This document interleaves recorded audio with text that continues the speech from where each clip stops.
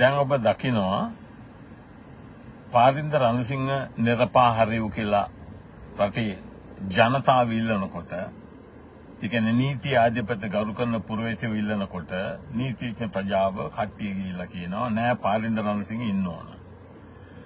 කවුද රණසිංහ කවුද නීතිඥයින්ට? ඒ ඇවිල්ලා රජයේ දෙපාර්තමේන්තු ප්‍රධානියෙක්. නීතිඥයින්ට එයාගේ තියෙන වැදගත්කම මොකද්ද? මට පේන පුරවැසියෝ දකින්න පුරවැසියෝ සැකේ පහල කරනවා. ඒ කියන්නේ මේ බෙදා හදාගෙන කණාය කියලා කතාව ඇත්ත. මේ විනිවිද ෆවුන්ඩේෂන් එක කියන්නේ කුණු කඳුලක්වත් ගා ගන්න සංවිධානයක් නෙවෙයි කියන එක මම ඔබට අනන්තවත් කියලා දෙනවා. මම මේ මෙහෙත කතා කරන්නේ ඔබට අදහස් කළේ ඊයේ පාරින්ද රණසිංහ කියපු කතාව නීතිපති දෙපාර්තමේන්තුවේ ඉස්සරහට ඇවිල්ලා මේ නීතිඥයෝ ඇවිල්ලා කතා කරනකොට ඔහු කිව්ව දේ සම්බන්ධයෙන් ඒ අදාළ නීතිය මම ඔබට කිව්වා 2002 අංක 5 ඒ නීතිය පැහැදිලිව දක්වන නීතිපති නිර්භාරිනේ කොහොමද කියන එක ඒක මේ පාරින්ද රණසිංහ කියන විදිහට ඇවිල්ලා ශ්‍රේෂ්ඨාධිකරණයටවත් අභියාචනාධිකරණයටවත් කරන්න පුළුවන් දෙයක් නෙමෙයි. ඒ අධිකරණ දෙකට එහෙම කිසිම බලයක් නැහැ. අධිකරණ බලයක් නැහැ. ඒක කරන්න පුළුවන් රටේ මහ ජනතාවට ජනතාව ඒකට ජනාධිපතිවරයා දැනුවත් කරන්න ඕනි වහාම මෙන්න මේ හේතු නිසා අපිට මොහු කෙරෙහි කිසිම විශ්වාසයක් නැහැ. කියලා ජනාධිපති ඔහු තමයි මේක ඉනිෂියේට් කරන්න ඕනි පටන් ගන්න ඕන. ඔහු ගේන්න ඕනි මේකට පෙටිෂන් එකක්. ඔහු ගේන්න ඕනි යෝජනාව පාර්ලිමේන්තුවට ඉදිරිපත් කළා.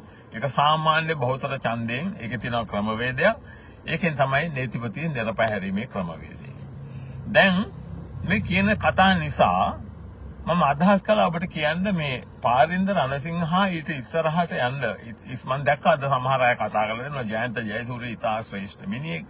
ඊට ඔය කෙනා ගැන කතා කරලා දෙනවා. ඒකෙන්ද කල්පනා කළා ඔබට දන්න අතීතය ගැන ඔබ දැනුවත් කරන්න රටට මොකද වුනේ? හැබැයි මේක හොඳම අවස්ථාවක් රටේ පුරවැසියන්ට අපි තව දුරටත් දේශපාලන පක්ෂ කරේ තියාගෙන යනවාද කියන එක තේරුම් ගන්න.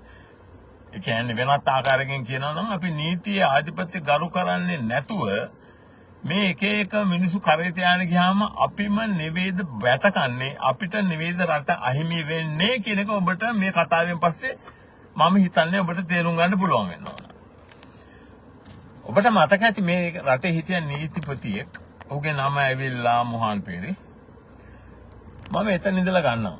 තවත් එහාට යන්න ඕන නම් මට කියන්න පුළුවන් මේ පාරින්ද රණසිංහගේ පියා ඉඳලාම. එයා තමයි මේ ජාතික ලැයිස්තුවේ ඒක පාවා දීමේ නිර්මාතෘවරයා. කවුද? පාරින්ද රණසිංහගේ පියා. එයා එතකොට අග්‍රවිනිශ්චයකාරවරයා. ඔහු තමයි ඔය ජාතික ලැයිස්තුව කියන දේ ඔහු පැහැදිලිවම දැනගෙන සිටිය ආණ්ඩුක ව්‍යවස්ථාවට සම්පූර්ණයෙන්ම පටහැනි. ඒක ජේ.ආර්. ජයවර්ධන ගෙනාපු කරපු ලොකු ප්‍රයෝගයක්. ජනතාව දැනුවත් කළේ නැහැ. ව්‍යවස්ථාව සංශෝධනයේ 14 වෙනි ව්‍යවස්ථා සංශෝධනයේ ගැසට් කළෙත් නැහැ.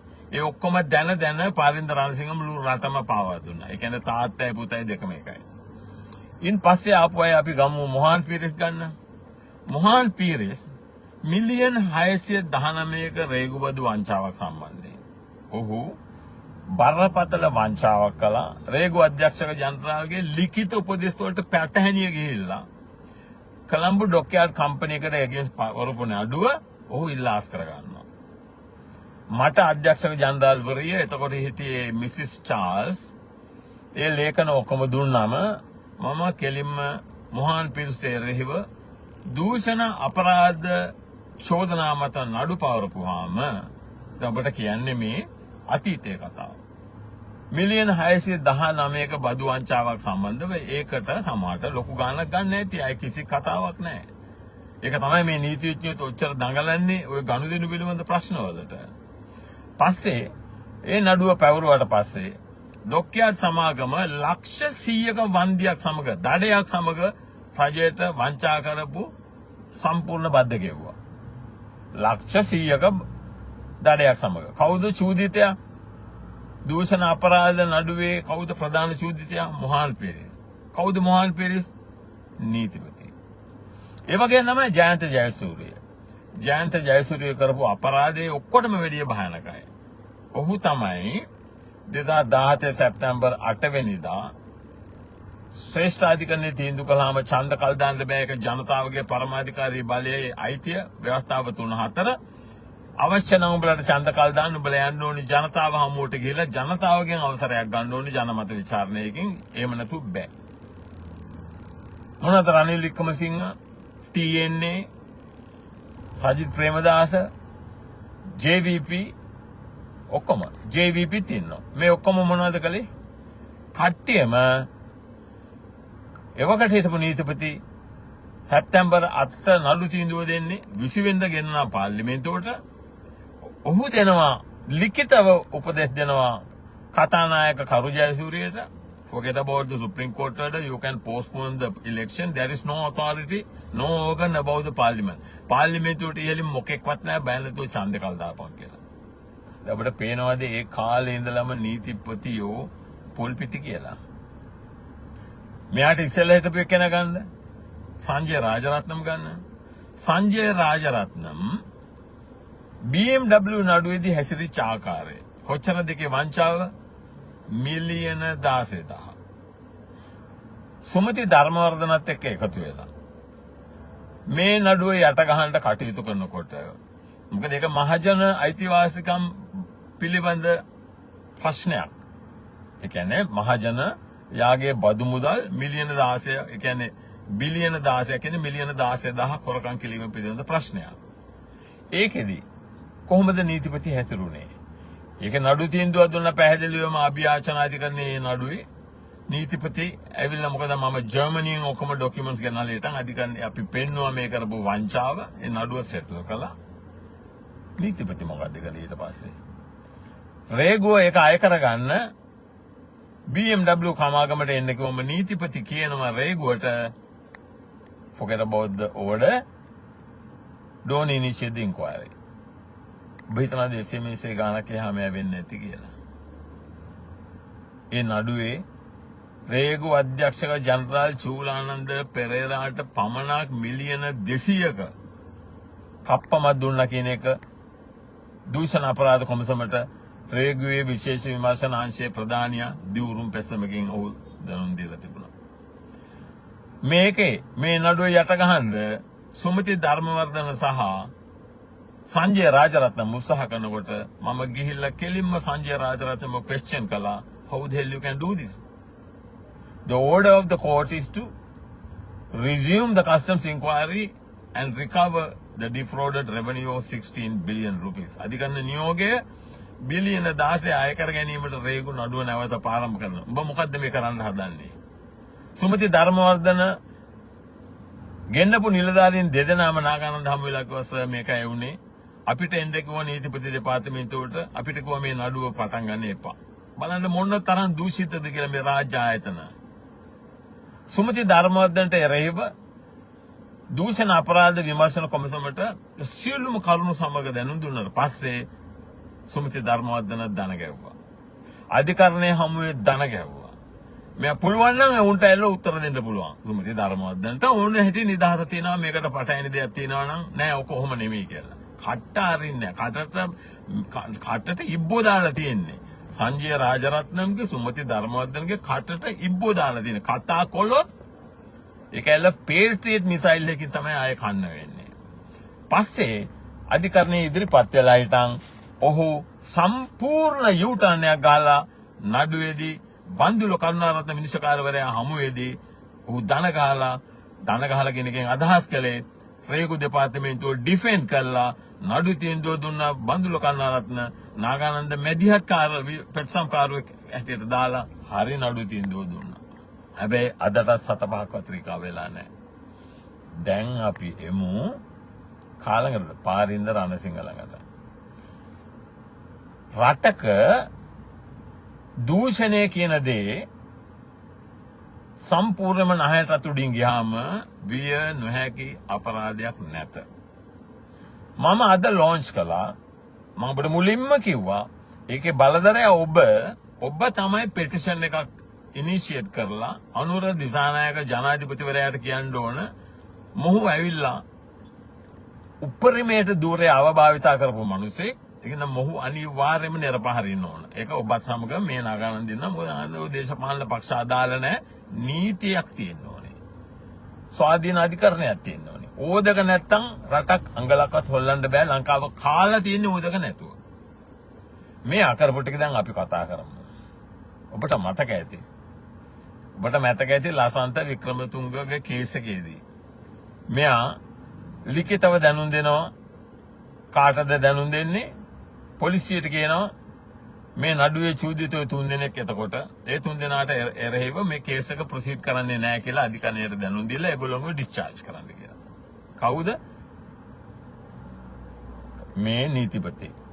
කවුද? පාරින්ද රණසිංහ ජූනියර් කියලානේ එයා දාලා තින්නේ. අර සීනියර් තමයි මම ඔබට කිව්වේ ජාතික ලැයිස්තු නඩුවක් ගෙනල්ලා ලැයිස්තුවකින් රට පාවා දුන්නා කිව්වේ. මොනවද කළේ? මෙයා කිව්වා මේ පොලිසියට කිව්වා මේ කට්ටිය ඩිස්චාර්ජ් කරන්න කියලා.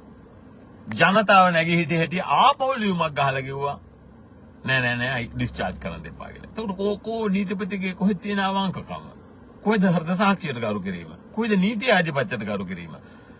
පහුබදාම නිරපාහරින්න ඕන දූෂණ අපරාධ වරදක් නොවේද? මම ඔබෙන් ප්‍රශ්න කරන්නේ. ඒක ඇවිල්ලා සම්පූර්ණයෙන්ම තමන්ගේ ධූරය අවභාවිතා කිරීමක් ඒකම ප්‍රමාණවත්. ඔහුගෙන් මේ ලිපිය ඉල්ලුවම දෙවනේ ලිපිය right to information commission එකට ලියනවා. කවුද? පාරින්ද රණසිංහ කියනවා it is my professional privilege. ඒක ඇවිල්ලා යාට දෙන වෘත්තීය වශයෙන් තියෙන වරප්‍රසාදයක් තමයිලු ඒ කලේ. මොකද්ද? රටේ ජනතාව රැවටීම. ඒ විදිහට තමන් හොරකමක් කරලා ඒ හොරකම වහගන්න තමන් වෘත්තීය වරප්‍රසාද ගෙනාවු එක තමයි එයා කලේ. එකක්. ඒ වගේම තමයි ඔබ දකිනවා මේ අවස්ථාවේදී මම මේක ඔබට මීට කලින් කියපු කතාවක්. නීතිපති පාරින්ද රණසිංහ ඔහුගේ නිලධාරීන් ඔබට මේක අතාවපුවම ඔබ විස්මයටපත් වෙයි. රුපියල් මිලියන 72ක රේගු ඔත්තුකරුවෙකුගේ තෑගි මුදල රේගු නිලධාරියෙක් හොරකම් කරපුවාම ඒ නඩුව මෙහෙවන්නෙත් මේ නාගනන්ද. නිලධාරීන් දෙදෙනෙක් ඇවිල්ලා අධිකරණය හමුවේ කියනවා මේ ඔත්තුකරුගේ නඩුව ඔත්තුව ගත්තේ අපි තමයි මේ නඩුව මෙහෙව්වේ. අපි ඔහුට ඒකේ දෙන්න පුළුවන් අපි ඒ දක්වා කරපු නඩුවල තෑගි මුදල දුන්නා. පස්සේ වෙන නිලධාරියෙක් මැදට පැනලා ඔහුගේ නඩුවක් හැටියට ඔහු ඒක රෙජිස්ටර් කළා. ඔහු එතන බරපතල වංචාවක් කළා. ඒකින්ද ඒක අධිකරණයට ආපුවාම මේ නිලධාරීන් දෙදෙනා රේගුවේ හිටපු අධ්‍යක්ෂක ජනරාල්වරයෙක් වන සේමසිංහ දිවුරුම් පෙස්සමකින් අධිකරණයට කිව්වම මේක ඉන්ෆෝමේෂන් එකක් උඩ කරපු නඩුවක් කිව්වම නීතිපති පෙනී හිටියේ අර මිලියන 72ක් හොරකම් කරපු නිලධාරියා වෙනුවෙන්. ඔබට විශ්වාස කරන්න පුළුවන්. මිලියන 72ක් හොරකම් කරපු නිලධාරියා වෙනුවෙන් නීතිපති පෙනී හිටියා. ඔබ දකින්න ඒ වගේම අර අචලා සෙනවිරත්න අර කරන වැඩේ අර කවුද හිටපු මේ නේවි කමාන්ඩර්ගේ කේස් එක කරන්නාගොඩගේ. ඒකේ අධිචෝදනා පත්‍රය නිකුත් කළා තියෙද්දි නීතිපතිගේ කටයුතු කරපු කාර්යය ඔබ දැක්කා. පිළිකුල් සහගතයි. නීතිපතිවරයෙක් හැටියට Tamanට නැත්තම් හෘද සාක්ෂියක් අනිවාර්යයෙන්ම මට ආරංචියක් තියෙනවා මේ වෙනකොට මාලිමාවේ මට කියන විදිහට මේක ඇත්ත නැත්ත මට ඔබට තහවුරු කරන්න බෑ. බන්දුල කරුණාරත්න මිනිස්කාරවරයා නිරපෑහැරියේ දෝෂාභියෝගයක් ගෙනල්ලා නෙමෙයි ගිහිල්ලා සුනිල් වටගලා තර්ජනය කළා තමයි නීති විරෝධීව ඔහුව ඉවත් කළේ. මේකත් අද අධිකරණයේ කතා වුණා. ඒ වගේම දැන් තියෙනවා ආරංචියක් මේක අන්කන්ෆර්ම් මේක මට ඔබට තහවුරු කරන්න බෑ. නීතිපතිට ඉවත් වෙයන් කියලා තියෙනවා. නමුත් ඔහු ඉවත් වෙන්නේ නැහැ කිව්වා කියලා. ඒක මට ඔබට කන්ෆර්ම් කරන්න බෑ. නීතිපති අනිවාර්යයෙන්ම මහ ජනතාවට මම මේ පෙටිෂන් එකක් දැන් ලොන්ච් කළා අද. ඒකේ මං කරුණු 5ක් දන්වලා තියෙනවා රටේ මහ ජනතාවට ඇයි පාරින්ද රණසිංහ අනිවාර්යයෙන්ම නිරපැහැරිය යුත්තේ කියලා. ඕවැල අධිකරණයේ ස්වාධීනත්වය ජනතා පරමාධිපත්‍ය හා වෘත්තීය ගෞරවය සම්පූර්ණයෙන්ම කළසු රාජ්‍ය නිලධාරියෙක්. දෙපාර්තමේන්තුවේ ගෞරවය සම්පූර්ණයෙන්ම කළ සුබ නිලධාරියෙක්. අනිවාර්යයෙන්ම මම ඔහුට වෝන් කරන මේ නැවත වතාවක් බොරු කියනවා.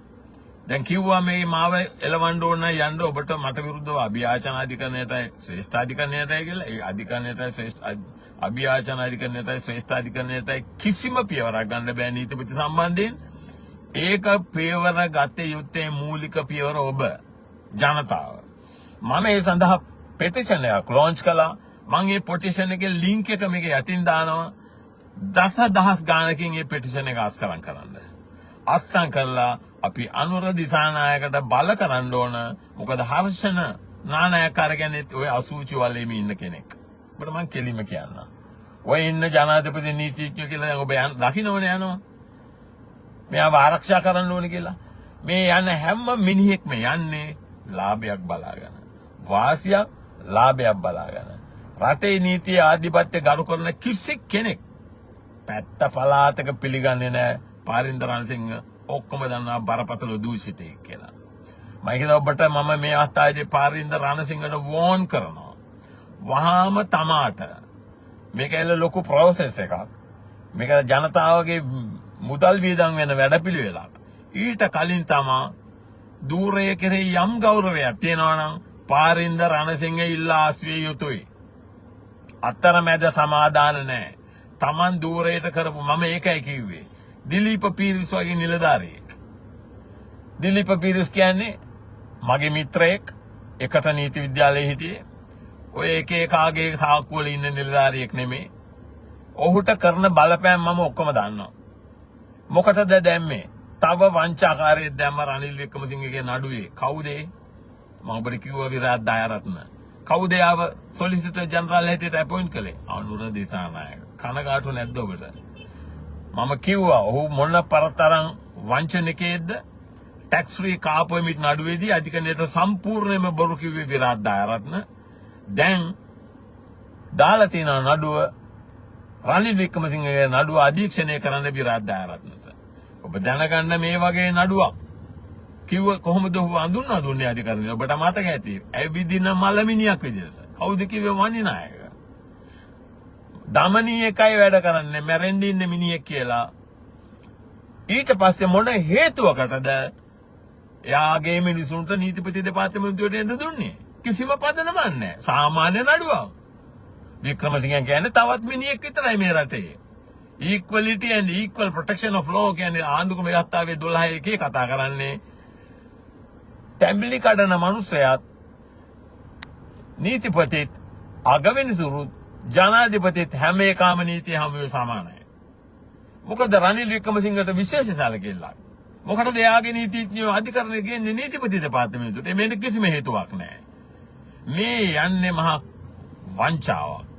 මේකේ අරමුණ පාරින්ද රණසිංහ බාර අරගෙන තියෙනවා. මොකද ඔහු තමයි වික්‍රමසිංහ තමයි යාවේ එතෙන්ට අපොයින්ට් කළේ, පත් කළේ. ඔහුගේ කුණු ජොබ් එක බාර අරන් තියෙන රනිල් වික්‍රමසිංහ ගැලුම් කරහෙට ඉදිරිපත් වෙන්නේ. ඒක නම් පාරින්ද ඔබට කරන්න ලැබෙන්නේ නැහැ. අපිට අදාළ නැහැ සජිත් ප්‍රේමදාසද, මහින්ද රාජපක්ෂද, නාමල් රාජපක්ෂද, සජිත් ප්‍රේමදාසද, අනුර දිසානායකද, මේ කිසි කෙනෙක් අදාළ නැහැ. නීතියට පටහැනිව කටයුතු කළා නම් ඒක ආයේ කිසිම සැකයක් නැහැ. ඒක දන්නවා. දන්න අය දන්නවා මේ රජයේ මුදල් වැය කරලා ලක්ෂ 160 ගාණක් වියදම් කළා රනිල් වික්‍රමසිංහ ගියේ තමන්ගේ පුද්ගලික වැඩකට ගියේ කියන එක ලෝකේ දන්නවා. මම නැවත යෝජනා කරන අනුර දිසානායකට අර මිලියන 1138ක් හොරගම් කරපු වික්‍රමසිංහගේ නඩුව ගන්න. ඇම්බරෙන්න එපා. ඔබ කවුද වික්‍රමසිංහ? ඒක ඇවිල්ලා මම කිව්වා ඔඩිටර් ජෙනරල් විගණකාධිපති සම්පූර්ණයෙන් මෙහෙලි කළා වික්‍රමසිංහ කොච්චර හොරකම් කළාද කියන එක. මිලියන 1138ක් කියන්නේ එසේ මෙසේ ගණන් නෙවෙයි. මෙතනදී මම යෝජනා කළා සීනියර් ජූනියර් පැත්තකට ඉසිකලා රටේ නීතිය ආධිපත්‍ය හා නීතිපති දෙපාර්තමේන්තුවේ නම රකින්න ඕන නම් බය නැතුව දාන්න කියලා එතෙන්ට දිලීප පීරිස් වගේ නිලධාරියෙක්. මට අදාළ නැහැ ඔහුට ඉහළින් ඉන්නවා කියලා තව අය. ඒව වැඩක් නැහැ. කලින් ඉපදිච්ච මිනිස්සු ඊට කලින් ඉන්නවා කියලා ඒව අදාළ නැහැ. අවශ්‍ය කරන්නේ මෙතන මොනවද? honesty and integrity. අච්චල අවංකත්වය. ඒක අනිත් උන්ගේ බිඳුවයි කියලා මේ නාගානන්ද සැක හැර දානවා. ඒ වගේම ඔබ දන්නා මේ විනය පරීක්ෂණයක් කියලා එකක් තිබුණා නාගානන්දට. පාරින්ද රණසිංහගේ හැසිරීම බිඳුවයි. නඩුවේ ඔහු දෙනවා සූරසේන විනිශ්චයකාරවරයාට සූරසේන තුරේ රාජා අනිත් එක්කන ප්‍රියන්ත ජයවර්ධනට ඔහු දෙනවා ලිඛිත වාර්තාවක් කිසිම චෝදනාවක් නැතුව. ඒක තමයි මේ රටේ තත්ත්වය බලන්න ඔබ දන්නා මේ නාගානන්ද කියන්නේ ඕනම අපරාධකාරයෙකුට රාජ්‍ය නිලධාරියෙකු දූෂණ අපරාධය යෙදෙනවා නම් කිසිම සමාවක් නැහැ. නීතිපති දෙපාර්තමේන්තුවෙන් දෙනවා වාර්තාවක් කිසිම සාක්ෂියක් නැහැ. චෝදනා පත්‍රයක් නැහැ. කිසිම දෙයක් නැතුව ප්‍රියන්ත ජයවර්ධනට කියන නාගානන්ද ඇවිල්ලා ජයන්ත ජයසූරිය ඔබ දන්නා මං කිව්වා ඡන්දේ කල් දාන්න කරපු මගඩිය මම ඔබට පැහැදිලි කළා. එයාට විරුද්ධව අධිකරණයට අපහාස කිරීමේ චෝදනා මත නඩු පැවරුවා. ඒක ඇවිල්ලා අධිකරණයට කරන ලද අපහාසයක් කියලා මොහු දෙනවා වාර්තාවක් කාර්ද ප්‍රියන්ත ජයවර්ධනට. ඒ වාර්තාව මත කිසිම සාධාරණ පදනමක් නැතුව මම ඒකයි අදත් කියන්නේ සූරසේනට පුළුවන් නම් රටේ ජනතාවට කියන්න කියලා මොන චෝදනාවටද නාගානන්ද තහනම් කළේ කියලා. කියන්න උත්තර නැහැ. ඔය වැරදි ඔක ප්‍රධාන චූදිතය ඇවිල්ලා ප්‍රියන්ත ජයවර්ධන උන් ඔක්කොම දූෂණ අපරාධ චෝදනාවල චූදිතයෝ මේ ඒකෙත් ඇවිල්ලා ඇඟිල්ල ගැව්වේ නීතිපති. කිසිම පදනමක් නැතුව මේ රටේ ඍජුවම මහජන අයිතිය වංචා කරන ඕනම කෙනෙකුට නීතිය බලගැන්වූ විනිවිද පදනමේ නායක හැටියට ඒ කරපු වැඩේ නාගානන්දට ඒවට පාරින්ද රණසිංහලට වන්දි ගෙවන්න වෙනවා මේ ජීවිත කාලය ඇතුළත ඒ කරපු අපරාධයට. මොකද මහජන අයිතිය විතරක් නෙවෙයි. වෙනත් නඩුවක්වත් පවරවන්න බෑ කියලා නඩු තීන්දුවේ දැම්මා. ව්‍යවස්ථාවේ 28 පුරවැසියෙකුගේ වගකීමත් අහිමි කළා තමයි මේ තීන්දුව ලිව්වේ. දැන් ඔබට පේන්න ඕන මේ රටේ දූෂණය කියන දෙයට අධිකරණය නීතිපති පොල්පිති මේ ඔක්කොම එකට සම්බන්ධ වෙලා තියෙන්නේ. ඔබට තියෙන වගකීමක් මම මේක යටින් අද ලොන්ච් කරපු පෙටිෂන් එක දානවා. ඒක අවධානයෙන් කියවන්න පොඩ්ඩක් A4 කොලයකට පොඩ්ඩක් වැඩි. පාරින්ද රණසිංහට තියෙන ඔක්කොම චෝදනා එක ඇතුල් වෙනවා. ඒක ගිහලා අස්සම් කරලා යන්න දන්න කියන ඔක්කොම අස්සම් කරන්න. ඒක එකම අරමුණ මොහු අනිවාර්යයෙන්ම නිරපෑරීමට අපි ඉදිරිපත් කරන මේ පෙටිෂන් එක ජනාධිපති විධායක ජනාධිපති අනුර දිසානායකට මෝෂන් එකක් ගෙනල්ලා මොහු ඉල්ලා අසුනේ නැත්තම් අනිවාර්යයෙන්ම මේකට රෙසොලූෂන් එකක් ගෙනල්ලා මොහු නිරපාරින්න. මම මෙතනින් සමුගන්නවා එක තැනකට එන්න කරුණා කළා. ඔබට වැඩක් නැහැ මාලිමාව, ඔබට වැඩක් නැහැ එක්සත් ජාතික පක්ෂය, ඔබට වැඩක් නැහැ සමගි ජන බලවේගය, ඔබට වැඩක් නැහැ පොහොට්ටුව. ඔක්කොම පැත්තකට දාලා ඍජුව පුරවැසිව හැටියට නැගී පෙනෙමින් රටේ නීතිය අධිපත්‍ය සුරක්ෂිත කිරීම සඳහා පෙනී සිටින්න. බොහොම ස්තුතියි.